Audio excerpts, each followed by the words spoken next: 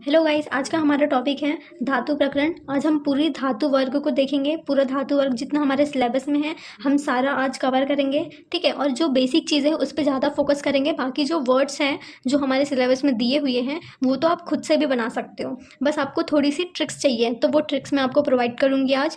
तो अब हम धातु प्रकरण स्टार्ट करने से पहले धातु का थोड़ा जनरल इंट्रोडक्शन देख लेते हैं। जैसे जो धातु शब्द है वो किससे बना हुआ है।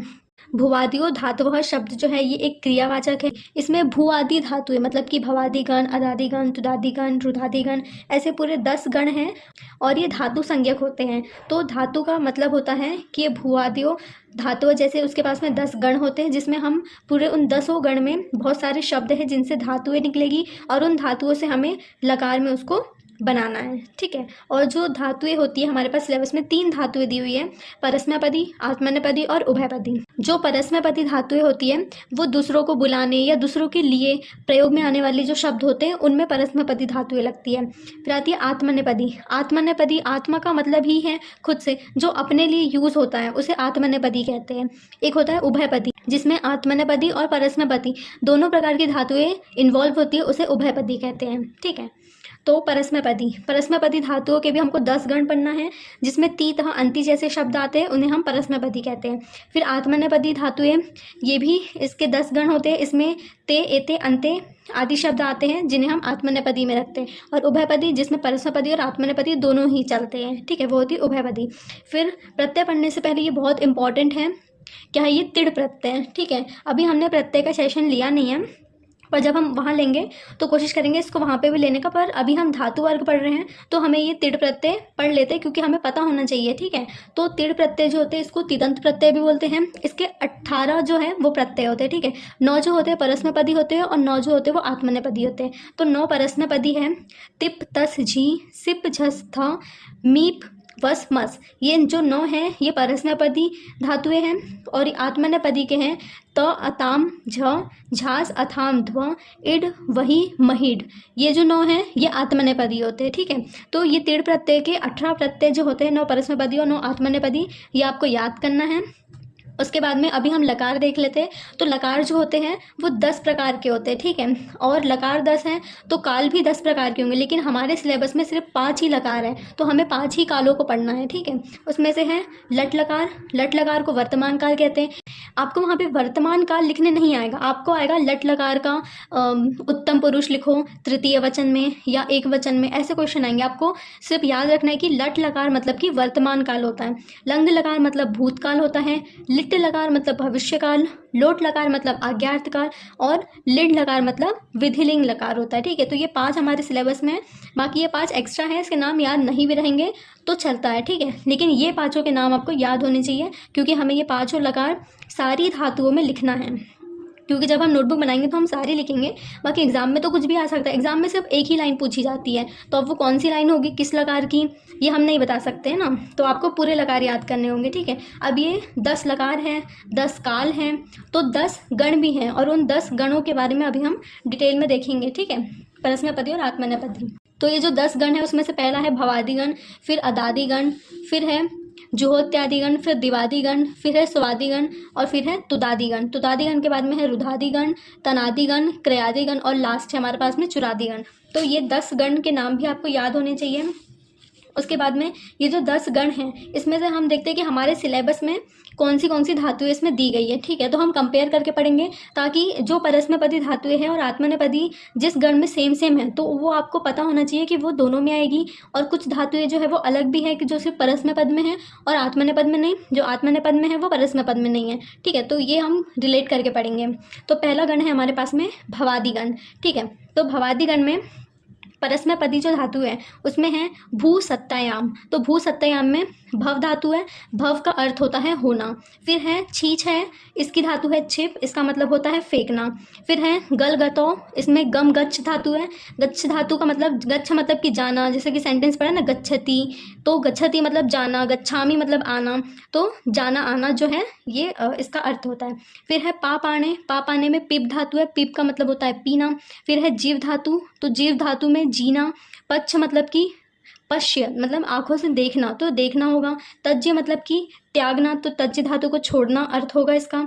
दस्य और पश्य ये दोनों सेम है, तो इसका अर्थ भी देखना होगा, ठीक है। तो ये परस्मैपदी धातुएं हैं। हमें इतनी पूरी धातुओं के वो पांचों लकार लिखने हैं, तीनों वचन और तीनों पुरुष में, ठीक है। फिर है आत्मनेपदी में, तो व्रतु वर्तने, इसमें व्रतु का मतलब भी होना ही होता है और इसमें भव का मतलब भी होना ही होता है, ठीक है। फिर दूसरी है वृद्ध, तो वृद्ध धातु में मतलब कि पढ़ना।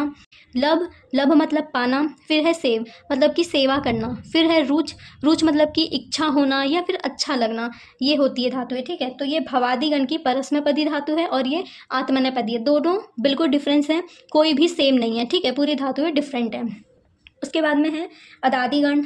अदादिगण की भी धातुएं देख लेते हैं, जैसे कि इसमें पहली है अधभक्षणे, ठीक है। अधभक्षणे का मतलब है भक्ष धातु होगी या तो फिर अध धातु होगी। भक्षण का मतलब होता है खाना, तो इसका अर्थ भी होगा खाना। फिर है हन, हिम त्यागो, इसमें हन धातु है, हन का मतलब मारना। फिर है वा गति गंधनियो, इसमें वा धातु है, इसका मतलब है गति करना। फिर है पारक्षणे, तो पारक्षणे में धातु आएगी पार, जिसका मतलब है रक्षा करना। फिर है अस धातु, अस का मतलब होना। फिर है श्वास, तो श्वस इसकी धातु होगी, इसका मतलब है सांस लेना। फिर है स्वप, स्वप मतलब कि सोना।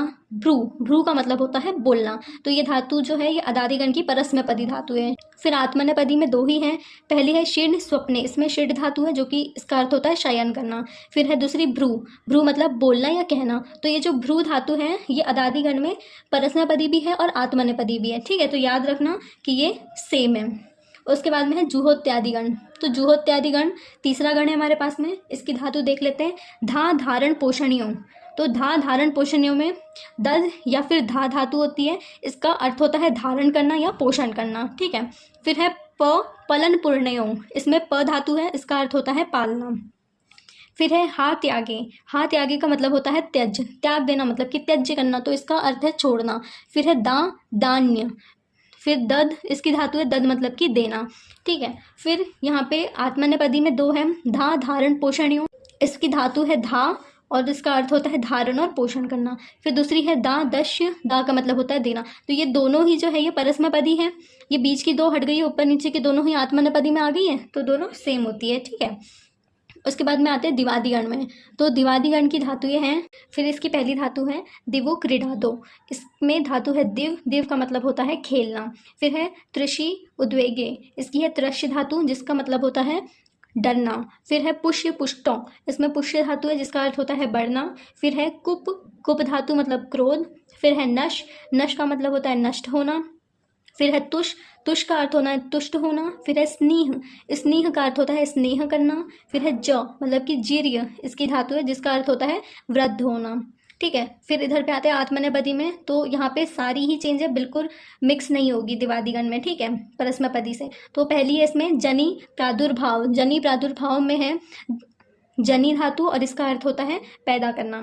फिर है मन, मन का मतलब मानना। बुद्ध, बुद्ध मतलब जानना।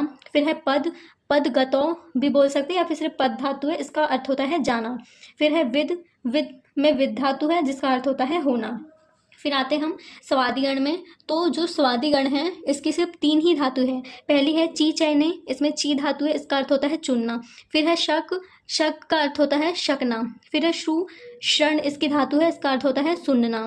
फिर इधर में भी सेम है ची चैने, इसका अर्थ होता है चयन करना, ठीक है, दोनों सेम आ गई, इसकी पहली और इसकी, ठीक है, इसमें एक ही होती है। फिर आते हैं तुदादिगण में, तो तुदादिगण की पहली धातु है तुद व्यथने, इसमें तुद धातु है जिसका अर्थ होता है पीड़ा पहुंचाना या फिर दुख देना। फिर है क्रश विलेखने, इसकी धातु है क्रश जिसका अर्थ होता है खींचना। फिर है लिख लेखने, लिख धातु है, इसका अर्थ होता है लिखना। फिर है दिश, दिश धातु है देखना या कहना, ठीक है। फिर और होती है इसमें कृंत, कृंत में कृंत धातु है, इसका अर्थ होता है काटना। फिर है छिप, छिप में छिप धातु है, इसका अर्थ होता है फेंकना। फिर है स्पर्श, फिर स्पर्श धातु है, इसका अर्थ होता है छूना, ठीक है। फिर इसमें आत्मनेपदी में और धातुएं हैं, जैसे कि सेम सेम आ जाएगी, दो स्टार्टिंग की जो तुद व्यथने और क्रश विलेखने हैं ये सेम आ जाएगी। फिर मृ इसमें अलग होगी, तो मृ का अर्थ होता है मरना।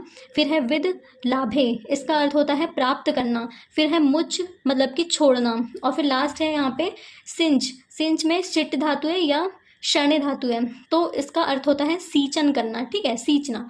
फिर दूसरा गण है हमारे पास में रुधादि गण। तो रुधादि गण में धातु है रुधिर आवरणे। तो आवरण का अर्थ ही रोकना या आवरण करना होता है, ठीक है।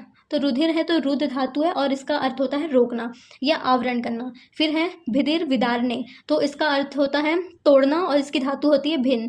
फिर भुज, भुज धातु का अर्थ होता है पालना, ठीक है। फिर ये तीनों सेम है आत्मनेपदी में, ठीक है। तो आत्मनेपदी और परस्मैपदी दोनों सेम होती है रुधादिगण की। फिर है तनादिगण। तो तनादिगण की पहली धातु है तनु विस्तारे। तन इसकी धातु होती है जिसका अर्थ होता है फैलाना। फिर है कर्ण करणे, इसमें क्र धातु होती है जिसका अर्थ होता है करना, और ये दोनों सेम होती है, ठीक है, परस्मैपदी और आत्मनेपदी धातु है। फिर है क्रयादिगण। क्रयादिगण में है प्रीतर्पणे क्रांते च, इसमें प्रीण धातु है जिसका अर्थ होता है प्रसन्न करना या तृप्त करना। फिर है ग्रह उपादने, इसका अर्थ होता है ग्रहण करना या फिर पकड़ना, इसकी धातु है ग्रह है। फिर है ज्ञा, ज्ञा धातु का अर्थ होता है जानना। तीनों जो है धातु है वो सेम है आत्मनेपदी और परस्मैपदी, ठीक है। फिर लास्ट गण है हमारे पास में चुरादिगण। तो चुरादिगण में है गण संस्थाने। गण संस्थाने में गण धातु है जिसका अर्थ होता है गिनना। फिर है साध, साध धातु का अर्थ होता है पूरा करना। फिर है ताड़, ताड़ का अर्थ होता है पीटना। फिर है ग्रह, ग्रह का अर्थ होता है धारण करना। फिर है कथ, वाक्य प्रबंधे, इसमें कथ धातु है जिसका अर्थ होता है कहना। फिर आत्मनेपद में आते हैं तो चूर, चूर मतलब चुराना, छाल मतलब धोना, कथ मतलब कहना, घोष, घोष धातु घोष करना, भक्ष्य मतलब कि भोजन करना। तो ये हमारे पूरे गण हो गए। उसके बाद में जितनी भी मैंने धातुएं बताई है आत्मनेपदी और परस्मैपदी, जो जिस गण में आती है, तो आपको ऐसा क्वेश्चन पूछ लेगा कि प्रीतर्पणे क्रांते च, ये धातु जो है ये किस में आती है और कौन से पद में आती है, मतलब कि कौन से गण में आती है और कौन से पद में आती है। तो जो प्रीतर्पणे धातु है ये क्रयादिगण की है, ये आत्मनेपदी भी है और परस्मैपदी भी है, क्योंकि दोनों में है, ठीक है। जैसे कि तनु विस्तारे पूछ लेगा तो तनु विस्तारे तनादिगण की है, आत्मनेपदी भी है और परस्मैपदी भी है। फिर कोई ऐसी धातु पूछ लेगा जो सिर्फ एक ही में आती है, जैसे कि स्पर्श। तो ये जो स्पर्श है ये किस में आती है, ये तुदादिगण में आती है और ये परस्मैपदी है, ये आत्मनेपदी नहीं है। तो ऐसे भी क्वेश्चंस बन सकते हैं एमसीक्यूज के। तो ये भी आपको गण याद रखना है और किस गण में कौन सी धातुएं आ रही हैं आपको ये भी याद रखना है, ठीक है। तो ये गण हमारे हो गए। उसके बाद में हमें लकार देखना है जो बहुत इंपॉर्टेंट है। मैंने बोला था ना मैं आपको ट्रिक दूंगी, तो वो बस आपको इतने सारे याद करने की जगह पे आप ये एक टेबल याद करिए कि कौन से गण में कौन सी धातु आ रही है, परस्मैपद में कौन सी आ रही है, आत्मनेपद में कौन सी आ रही है। और जो मैं 10 टेबल बताऊंगी वो आपको छोटे छोटे से याद कर लेना, 3-3 लाइन के। तो फिर आपको इस एक धातु के वो 5 टेबल नहीं याद करने होंगे, ठीक है। और यही धातु के आत्मनेपदी भी हो परस्मैपदी, तो ये एक धातु के 10 टेबल हो जाएंगे। तो आपको इतने सारे टेबल याद करने से बेटर है कि आप वो बेसिक से 10 याद करो और उसके बाद में खुद से ही उनको बनाना सीखो, ठीक है। तो 1-2 मैं आपको बना के सिखाऊंगी, उसके बाद में आप खुद ही बना लेंगे, ठीक है। तो अब हम देखते हैं। तो पहले हम परस्मैपदी देखते हैं। तो जो परस्मैपदी लकार होते हैं, ठीक है, जैसे कि उसमें से हमने पहला देखा था, हमारे पास में पहला था लट लकार। लट लकार मतलब वर्तमान काल। तो हम ये लट लकार देखेंगे पहले। तो ये मैंने आपको बेसिक नहीं बताया ना, पर आप बचपन से पढ़ते आ रहे हैं कि पुरुष जो होते हैं वो 3 होते हैं, प्रथम पुरुष, मध्यम पुरुष और उत्तम पुरुष। और जो वचन होते हैं वो भी 3 होते हैं, एक वचन, द्विवचन और बहुवचन, ठीक है। तो अभी हम परस्मैपद का लट लकार पढ़ रहे हैं। लट लकार का मतलब होता है वर्तमान काल। तो ये 9 प्रत्यय आपको याद करना है, वो है टी तह अंति, सी थ थ, आमी आवह आमा। ये वाला तो बहुत ईजी था, ठीक है ना, ये आप बचपन से पढ़ते आ रहे हो। ये वाला बाकी का तो फिर भी ठीक है, लेकिन ये आप पढ़ते आ रहे हो तो ये आपको याद करने में कोई दिक्कत नहीं होगी, बहुत ईजी सा है। टी तह अंति, सी थ थ, आमी आवह आमह, ठीक है, ये बहुत ईजी है। तो ये प्रत्यय आपको याद हो गए होंगे। जैसे कि हम एक एग्जाम्पल ले लेते हैं, जैसे भवादिगण में पहला है भूसत्तायाम। तो अगर हमें भूसत्तायाम आया है, इसकी भव धातु है, तो इस भव धातु को हम इस प्रत्यय में रखते हैं। तो ये प्रत्यय है, मतलब कि ये पीछे लगेंगे। तो भव धातु से हम कैसे बनाएंगे, भवती भवतः भवंती, भवसी भवतः भवत, भवामी भवावह भवामह। तो ये भवती शब्द का वर्तमान काल मतलब कि लट लकार हो गया। फिर वैसे ही अब हम भूतकाल देखते हैं। भूतकाल को बोलते हैं लंघ लकार, ठीक है। तो इसमें भी प्रथम पुरुष, मध्यम पुरुष, उत्तम पुरुष, एक वचन, द्विवचन और बहुवचन। इसके प्रत्यय याद करते हैं अत, अताम, अन, अह, अतम, अत, अम, आव, आम। तो इसे अच्छे से याद करना, फिर से रिपीट कर रही हूँ, अत, अताम, अन, अह, अतम, अत, अम, आव, आम, ठीक है। तो अब इसमें हम फिर से भव धातु को रखेंगे। तो भवत, भवताम, भवान, भवः, भवतम, भवत, भवम, भवाव, भवाम। ठीक है, तो ये भव शब्द की धातु हो गई। उसके बाद में है भविष्यकाल। भविष्यकाल को बोलते हैं लिट लकार। तो ये जो लिट लकार है इसके प्रत्यय हैं इष्यति, इष्यतः, इष्यन्ति, इष्यसि, इष्यथः, इष्यत, इष्यामि, इष्यावः, इष्यामः। तो आपने यहाँ पे ध्यान दिया होगा कि जो हमने लट लकार में देखा था ना, तीतहंती, सीथत, आमी, आवो, आमह, यहाँ पे बस उसके सामने इष्य लग गया है। ठीक है, इष्य लग गया है, तो तीतहंती, सीथत, आमी, आवो, आमह सेम है, बस इसमें इष्य लग गया है। ठीक है, जैसे भव धातु में रखते हैं भविष्यति, भविष्यतः, भविष्यन्ति, भविष्यति, भविष्यतः, भविष्यत, भविष्यामि, भविष्यावः, भविष्यामः। ठीक है, उसके बाद में है हमारे पास में आज्ञार्थ काल, जिसको बोलते हैं लोट लकार। ठीक है, तो इसकी प्रत्यय है अतु, अताम, अंतु, अह, अतम, अत, आनी, आव, आम। ठीक है, यहाँ ध्यान देना, यहाँ पे आनी है। ठीक है, अतु, अताम, अंतु, अह, अतम, अत, आणी, आव, आम। ठीक है, तो भव धातु में रखते हैं इसको भवतु, भवताम, भवंतु, भवः, भवतम, भवत, भवानी, भवाव, भवाम। ठीक है, तो ये हमारा आज्ञार्थ काल हो गया। फिर लास्ट है हमारा विधिलिंग लकार, जिसको कहते हैं लिंग लकार। ठीक है, जो चाहिए अर्थ के लिए होता है। इसमें एत, एताम, एयु, ए, एतम, एत, एयम, एव, एम। इसमें अगर हम भव धातु रखते तो कैसा बनेगा हमारे पास में भवेत, भवेताम, भवेयु, भवेह, भवेतम, भवेत, भवेयम, भवेवेव, भवेव। ठीक है, आए समझ में? ए है तो ये ए की मात्रा लग जाएगी व पे और ये भव धातु से बन जाएगा। तो ऐसे ही हमें इन सारी धातुओं का बनाना है। चीज है का बनाना मतलब छिप का बनाना है, गच्छ का बनाना है, पीप, जीव, पश्य, तज, दृश्य, इन सब का बनाना है। फिर अदादिगण में भी बनाना है, इन सब का ऐसे ही बनेगा, इन्हीं पांचों से इन सब का बनेगा। ठीक है, तो ये पांचों अगर आपको याद है तो आप सामने में ये वाले शब्द लगा करके इन पांचों में रख सकते हैं। तो हो गया ना इजी। आपको उतने सारे याद करने से बेटर है कि आपके परस्मै पद के 5 कर लो और आत्मनेपद पद के 5 कर लो। तो ये हमारे परस्मै पद के हो गए। पहला था हमारे पास में लट लकार वर्तमान काल, फिर है लंग लकार भूतकाल, फिर है लिट लकार भविष्य काल, लोट लकार आज्ञार्थ काल, फिर है लिंग लकार विधि लिंग लकार। ठीक है, तो ये हमारे पास पांचों हो गए परस्मै पदी। अब हम आत्मनेय पदी देखते हैं।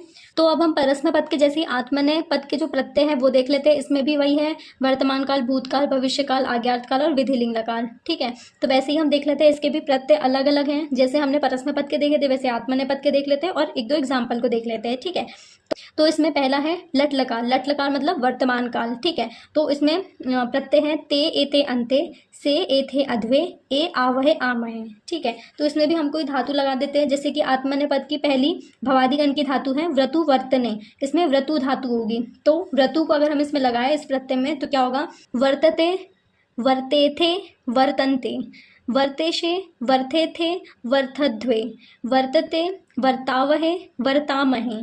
ठीक है, तो वैसे ही ये सारी जो धातुएं हैं इन सभी का क्या बनेगा लट लकार बन जाएगा। ठीक है, सभी का बन जाएगा ऐसे इसी प्रकार से।